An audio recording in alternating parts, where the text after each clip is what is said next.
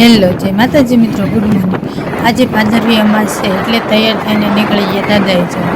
કેટલો પવન! અમારા દાદા રામપરા છે। દાદાને વર્ષમાં એકવાર ખીર જમાડવાની હોય। આજે જવાનું હતું પાળિયાદ એટલે ત્યાં જવા નીકળી ગયા આપણા રથમાં બેસીને, તળાવની મોજ લેતા લેતા। રસ્તામાં અમારી ગાડીએ ડગો દઈ દીધો। પહોંચી ગયા પાળિયાદ। કેટલી બધી ટ્રાફિક હતી। ધીમે ધીમે કરી દીધું બજારમાં ચાલવાનું।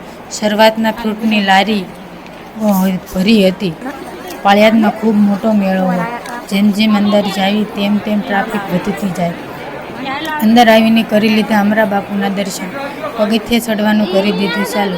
મંદિરમાં એટલી ટ્રાફિક હતી કે વાત ન પૂછો। કરી લીધા વીણાનાથના દર્શન। તમે પણ કરી લેજો।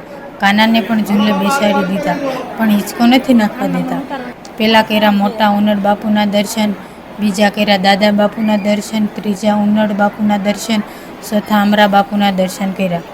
ફરતા ફરતા નીકળી ગયા। ત્યાં મસ્ત નજારો છે। ત્યાં શાની સેવા પણ કરે છે। બધા માણસો ચા પીવે છે।